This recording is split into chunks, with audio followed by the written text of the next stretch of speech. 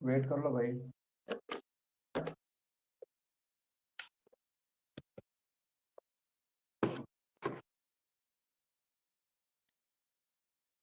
आवाज आ रहा है?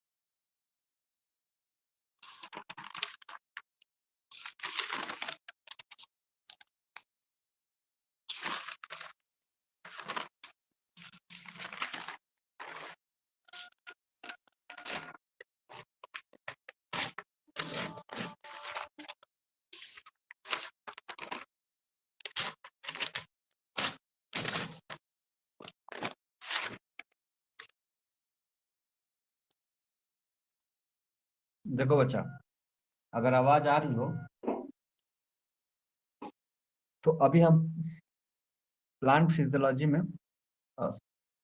फिजियोलॉजी में ग्रोथ एंड ग्रोथ हार्मोन के बारे में जानेंगे, क्योंकि इसके बाद हमारा ग्रोथ एंड ग्रोथ हार्मोन है।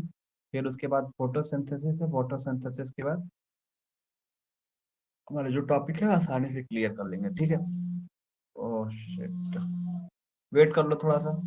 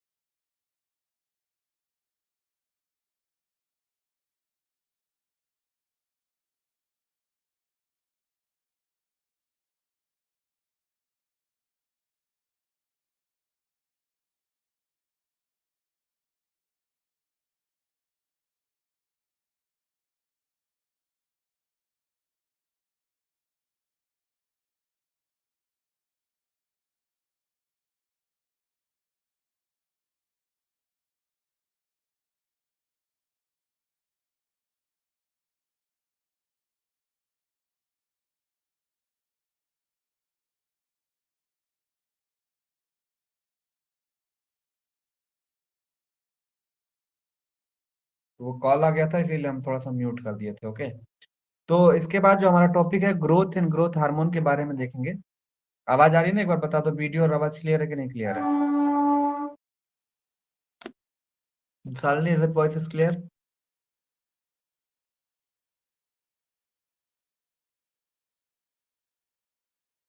तो हम प्लांट फिजियोलॉजी, तुम लोग बॉटनी बोले थे ना खत्म करने के लिए। मैं कहा पहले बॉटनी खत्म कर लेते हैं, फिर उसके बाद हम उसको खत्म करा देंगे। हम्म। तो बेसिकली जो ग्रोथ और ग्रोथ हार्मोन के बारे में जैसे हो गया, इसके बारे में जो नोट्स देंगे, कितना आंसर लिखना है इसके अंदर बीएससी के अंदर, वो ऑक्सिन हो गया, जिबरेलिन हो गया, यही सब चीज है। इसी चीज को हम कवर कराने वाले हैं। लेकिन कितना आंसर, अगर ऑक्सिन आ जाता है तो क्या लिखेंगे, अगर जिबरेलिन आएगा तो ग्रोथ हार्मोन जितने हमारे आएंगे उसमें लिखना कितना है उसका हम शॉर्ट नोट्स देंगे। तो सबसे पहले देखते हैं कि जो ग्रोथ है उसके बारे में यहाँ से क्या पूछता है। यहाँ से ग्रोथ का एक टॉपिक ही पूछ देता है पूरी तरीके से। ठीक है, ग्रोथ इन प्लांट्स के बारे में। तो आप ये पूरा एक आंसर हम बना के लेके आए जो आप आसानी से करोगे इसके अंदर। मैंने बोला कि ग्रोथ जो होती है कि इरिवर्सिबल चेंज होती है। क्या होती है? इरिवर्सिबल चेंज होती है। सबसे पहले आप क्या बताओगे ग्रोथ हमारी क्या होती है? तो ग्रोथ हमारी एक होती है इरिवर्सिबल चेंज होती है। क्या होती है बच्चा? ग्रोथ हमारी एक इरिवर्सिबल चेंज होती है जिसमें volume of cell accompanied by the increase in the dry weight. तो क्या हो जाता है? एक हमारा इरिवर्सिबल चेंज होता है जिसमें जो सेल की जो वॉल्यूम होती है वो इंक्रीज हो जाती है, और बेसिकली इंक्रीज होने के बाद एक ड्राई इन वेट कंडीशन में आपको देखने को मिलती है। ठीक है, तो ग्रोथ हमारी क्या होती है? इरिवर्सिबल चेंज है, मतलब रिवर्सिबल नहीं है, फिक्स नहीं है, इरिवर्सिबल है, कभी भी हो सकती है। तो जब इसमें जब इरिवर्सिबल चेंज होता है ग्रोथ के अंदर यहाँ पे, तो क्या होता है कि वॉल्यूम में सिर्फ किसी भी सेल की वॉल्यूम बढ़ती है, मतलब ग्रोथ उसकी होगी किसी भी प्लांट्स की। तो वो इंक्रीज जब होगा, जब इसके वॉल्यूम में इंक्रीमेंट होगी, तो आप देखोगे वो इतना बड़ा होता जाएगा, तो आपको बाद में दिखेगा एक ड्राई वेट कंडीशन में बल्कि हैवी दिखता है। तो बेसिकली एक सिंपल सा ग्रोथ आप जानते हो व्हाट इज क्या होता है, कि ग्रोथ हमारा क्या होता है, एक रिवर्सिबल चेंज होता है जिसमें वॉल्यूम सेल की बढ़ती रहती है। अब हमें ये देखना सबसे इंपॉर्टेंट है कि साइट ऑफ ग्रोथ होता है क्या, ये सबसे इंपॉर्टेंट है, site of growth. Site of growth के बारे में बताएं तो ये यूनिसेलुलर प्लांट में कहाँ कौन सी साइट होती है, कहाँ पे होता है, और मल्टी सेलुलर में कहाँ पे होता है साइट। सर स्क्रीन नहीं दिख रहा है, तुम्हें भी नहीं दिख रहा निवास, खाली शालिनी को नहीं दिख रहा क्योंकि वो बार बार आ रही है जा रही है, आ रही है जा रही है। इसका मतलब उसके में दिक्कत है या मेरे में दिक्कत है? बताओ।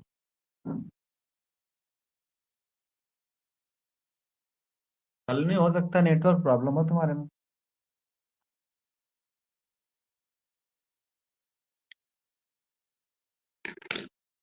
बच्चे नेटवर्क प्रॉब्लम होगी। शालिनी, आगे बढ़े। तो ग्रोथ का एक बेसिक सा डेफिनेशन दोगे कि sir growth is an irreversible change in which volume of cell accompanied by any plant can be increases in the dry weight condition. आप ऐसे आसानी से बता सकते हो। अब हम दूसरा पॉइंट हम ये जानेंगे कि हमारी साइट कौन कौन सी। पहले तो हमने ग्रोथ का डेफिनेशन जाना, अब हमने दूसरा पॉइंट हमें क्या देखना है कि साइट ऑफ ग्रोथ हमारी कौन सी है, कौन सी साइट होती है, साइट ऑफ ग्रोथ क्या हमारी है। तो आप साइट ऑफ ग्रोथ के बारे में बात करोगे तो तुम कहोगे सर यूनिसेलुलर प्लांट के अंदर हमारी कौन सी कहाँ पे होती है ग्रोथ, और मल्टी सेलुलर के अंदर हमारी ग्रोथ कहाँ पे होती है। तो आप ये देखोगे जो साइट ऑफ ग्रोथ के बारे में बात करेंगे तो यूनिसेलुलर में जो प्लांट की ग्रोथ होती है वो overall growth in plant body कहाँ पे होती है, तो प्लांट बॉडी में होती है पूरी तरीके से। लेकिन अगर आपको याद होगा, ये ओवरऑल प्लांट बॉडी में अगर मल्टी सेलुलर प्लांट के बारे में बात करते हैं तो इसके अंदर जो ग्रोथ होती है वो एपिकल पे होती है, लेटरल पे होती है, इंटर कैलरी पे होती है। अगर सेल डिवीजन पढ़ाए तो अभी इसी चैप्टर में जब इसके पहले लेक्चर स्टार्ट किए थे तो हम बताए थे, जैसे कोई प्लांट है यहाँ पे, कोई यहाँ पे ऐसे प्लांट है, ठीक है, तुम्हें पता है ये एपिकल होता है ऊपर वाला रीजन, फिर ये नीचे लेटरल होता है, और लास्ट में हमारी कौन सी होती है, इंटर कैलरी होती है। तो किसी भी प्लांट का कैसे होता है, ऊपर एपिकल, जब ये ऊपर बढ़ा रहेगा तो एपिकल होता है, डिवीजन सेल डिवीजन होता है तो एपिकल ग्रोथ होती है। फिर इसके अंदर हम क्या देखते हैं, जब ये बीच में ग्रोथ होता है, जैसे प्लांट ये है, अगर यहाँ पे इसको ग्रोथ करना रहेगा स्पेन को, तो एपिकल वाला, एपिकल मतलब ऊपर वाला एपिकल पोर्शन, तो ऊपर की तरफ बढ़ना है तो ये एपिकल वाला डिवाइड करेगा, फिर यहाँ तक बढ़ जाएगा। इसी तरह बीच वाला भी सेल इसी तरह से डिवाइड होगा, ये हमारा जो होता है बीच वाला लेटरल होता है, ये भी डिवाइड करके थोड़ा सा बड़ा हो जाएगा, तो पेन थोड़ा सा और बड़ी हो जाएगी। और जो पेड़ की मोटाई जो बढ़ती है वो इंटर कैलोरी से होता है, तो इंटर कैलोरी का डिवीजन ऐसे ऐसे होता है, ऐसे ऐसे होता है। तो इंटर कैलोरी का डिवीजन ऐसे ऐसे होता है, तो पेड़ मोटा होता जाता है। इसमें कैसे होता है ग्रोथ, ऐसे ऐसे होता है। तो ये बढ़ती जाती है साइज, ऊपर वाली ऐसे ऐसे होता है, लेकिन इंटर कैलोरी का ऐसे होता है। तो बेसिकली मैंने ये बताया जो साइट ऑफ ग्रोथ कहाँ पे होती है, यूनिसेलुलर में प्लांट बॉडी के अंदर होती है, मल्टी सेलुलर के अंदर ग्रोथ होती है कुछ रीजन में, जैसे में एपिकल रीजन में होती है, लेटरल रीजन में होती है, और इंटर कैलोरी रीजन में होती है। आई होप सबको क्लियर हो गया होगा, बोलो यस और नो। सर। क्लियर है बच्चा? अब देखो, ये तो बेसिक्स है जो तुम्हें बेसिक सब पता था, लेकिन बस हमें तुम्हें बस एक बार रिमाइंड कराना था होता क्या। अब मैं ये बताना चाहता हूँ कि सेल ग्रोथ जो ग्रोथ होता है वो कितने फेज में होता है। ये क्वेश्चन पूछा जा चुका है कि कितने फेज में होता है। तो आप ग्रोथ में सब कुछ लिखोगे ना, तो ग्रोथ हमारा बेसिकली हमारा कितने फेज में होता है, तो 3 फेज में होता है। बेसिकली जो हमारे ग्रोथ होने वाले हैं वो 3 फेज में होते हैं। कितने फेज में? 3 फेज में होते हैं। पहला हो गया सेल डिवीजन, दूसरा हो गया सेल एनलार्जमेंट हो। तो इसके से जाने से पहले हम ये देखना चाहते हैं कि सेल डिवीजन हमारा होता क्या है। तो आपको याद होगा मेरिस्टेमेटिक रीजन में सेल डिवाइड कर रहा था बार बार, और डिवाइड करने के बाद वो नया सेल का फॉर्मेशन कर देता था। तो मेरिस्टेमेटिक इन मेरिस्टेमेटिक रीजन सेल क्या होता है, डिवीजन करता है, और डिवीजन करने के बाद नए सेल का फॉर्मेशन कर देता है। तो सेल डिवीजन से आप क्या समझते हो? सेल डिवीजन से आप सही बताओगे सर, एक मेरिस्टेमेटिक रीजन में सेल डिवीजन होगा। प्लांट में क्या होता है, meristematic tissue play an important role in the plant cell division. तो इसके अंदर मेरिस्टेमेटिक रीजन में सेल जो होता है वो डिवाइड करता है, और डिवाइड करने के बाद नए सेल का फॉर्मेशन कर देता है। तो हमने क्या देख रहे हैं, ग्रोथ का 3 फेज हमारा कौन सा है, और इसके ग्राफ के बारे में डिस्कस करेंगे, जो ग्राफ एग्जाम में पूछा जाता है। तो जो सेल डिवीजन है वो मेरिस्टेमेटिक रीजन में डिवाइड करता है और नया सेल का फॉर्मेशन ये करता है।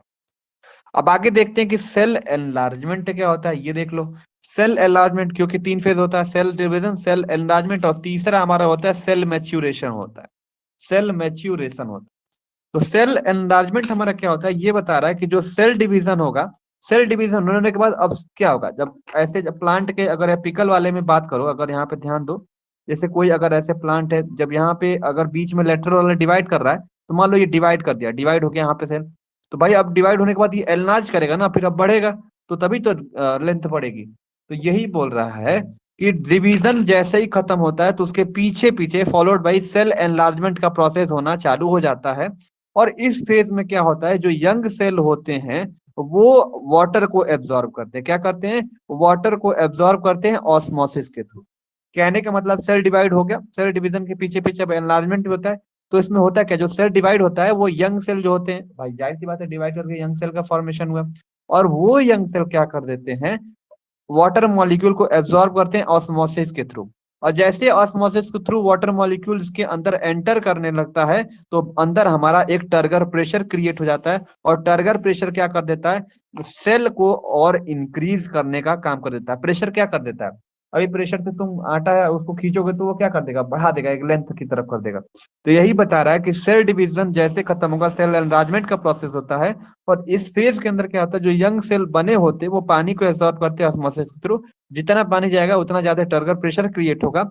और टर्गर प्रेशर से हमारा क्या हो जाता है, सेल जो होती है वो इंक्रीज हो जाती है, और स्ट्रेच उसका वॉल स्ट्रेच हो जाता है, खिंचाव में उत्पन्न हो जाती है, और खींचने के बाद वो लंबे हो जाता है। वही एक हमारा क्या होता है, irreversible due to the plasticity, इसी को हम बोलते हैं। हमने क्या देखा, सेल डिवीजन हुआ, सेल डिवाइड होने के बाद हमारा न्यू सेल जो था वो पानी को एब्जॉर्ब किया ऑस्मोसिस के थ्रू। जैसे पानी जितना ज्यादा चला गया वहां पे टर्गर प्रेशर क्रिएट हो गया, और वो टर्गर प्रेशर क्या कर देता है, वॉल को क्या कर दे रहा है, इंक्रीज कर दे रहा है, यानी कि लेंथ को इंक्रीज कर दे रहा है। ये हमारा था सेल एनलार्जमेंट। यहाँ तक क्लियर हुआ?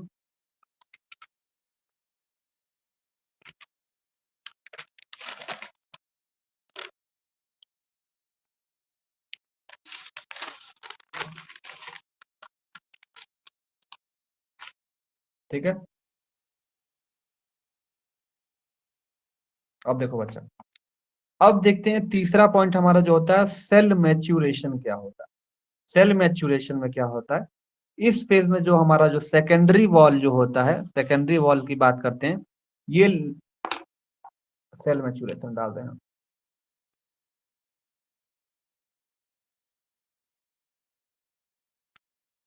In this phase, secondary wall are let down and cells are differentiated, मतलब ब्रेक हो जाता है और दो पार्ट में डिवाइड हो जाता है और परमानेंट टिश्यू में।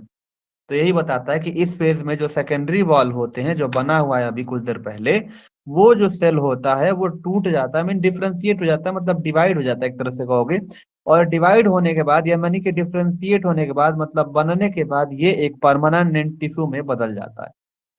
तो ये हमारा था सेल में, मतलब मेच्योर हो जा रहा है, मतलब बन जा रहा है परमानेंट टिश्यू में। मतलब हमारा परमानेंट टिश्यू क्या होता है, एक मेच्योर टिश्यू होता है या सेल्स होता है। तो ये बता रहा है कि हमारा सेल डिवीजन होने के बाद हमारा सेल एनलार्जमेंट हुआ, एनलार्जमेंट होने के बाद हमारा सेल मैच्योरेशन हो रहा है। और इस फेज में क्या होता है, वो जो सेकेंडरी वॉल होता है, वो सेल जो होता है डिफ्रेंशिएट हो जाता है परमानेंट टिश्यू के अंदर। ठीक है, अब हम देखते हैं कोर्स ऑफ ग्रोथ। तो हमारा टॉपिक है, हमारा क्या है, कोर्स ऑफ ग्रोथ। मतलब हम ग्राफ को, इसके बारे में सबसे इंपॉर्टेंट है इसको शो करना और दिखाना भी।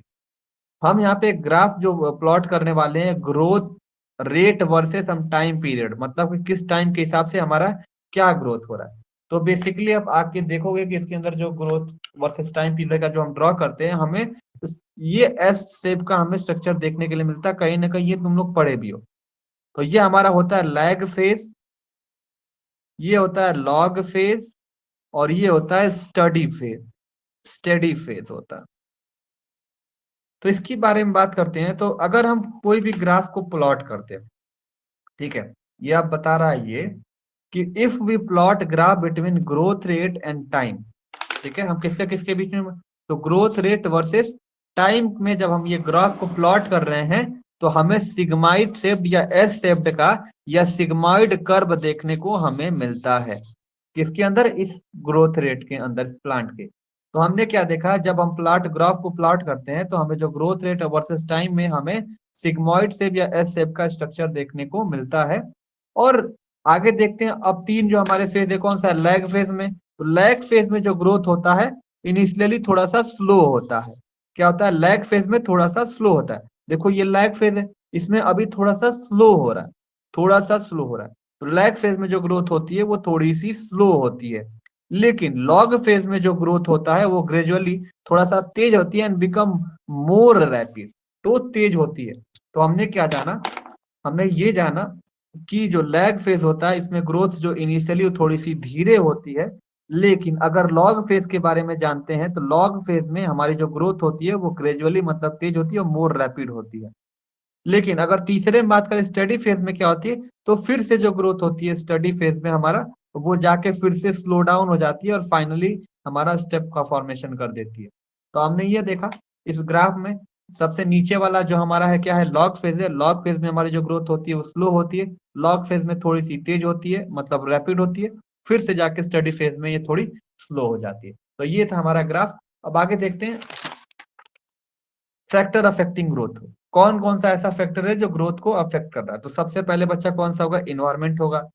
फिर हमारा कौन सा होगा, न्यूट्रिशनल फंक्शन होगा। फिर हमारा कौन सा होगा, जेनेटिक फंक्शन होगा या जेनेटिक फैक्टर होगा। यहाँ पे क्या होगा, फैक्टर होगा, या हमारा हार्मोनल फैक्टर होगा। तो ये चार हमारे क्या कर देते हैं, ग्रोथ को अफेक्ट कर देते हैं।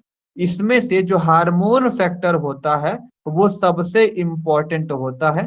वो इंटरनल फैक्टर जो प्लांट ग्रोथ होता है और डेवलपमेंट को अफेक्ट करता है, इन दोनों चीज को। तो हमने क्या जाना, जिसमें जो फैक्टर अफेक्टिंग ग्रोथ कौन कौन से, इन्वायरमेंट है, न्यूट्रिशनल फंक्शन है, जेनेटिक फैक्टर है, हार्मोनल फैक्टर है। इसमें से जो हार्मोनल फैक्टर होता है वो सबसे इंपॉर्टेंट होता है, और वो इंटरनल फैक्टर को अफेक्ट करता है और कंट्रोल भी करता है।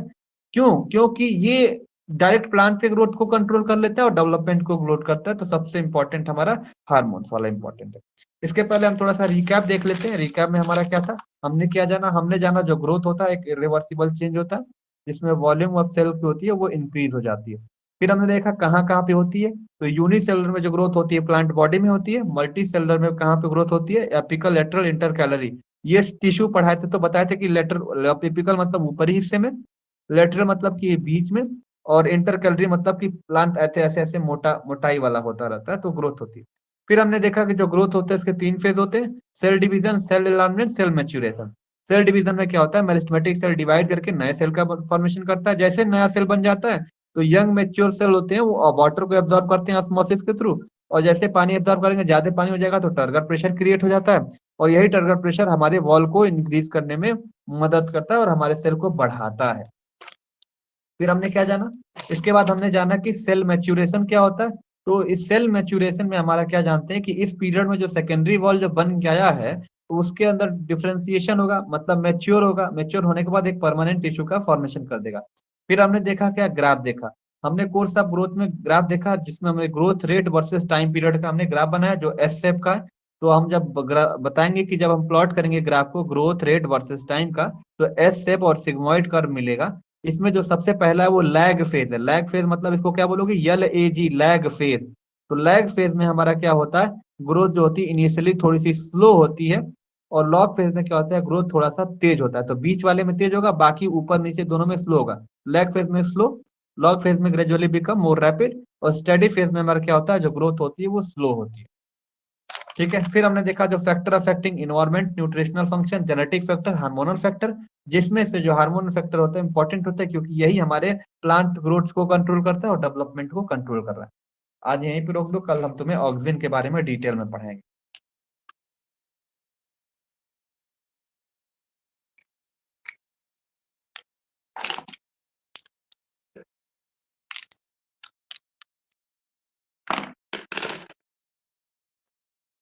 ठीक है। अच्छा।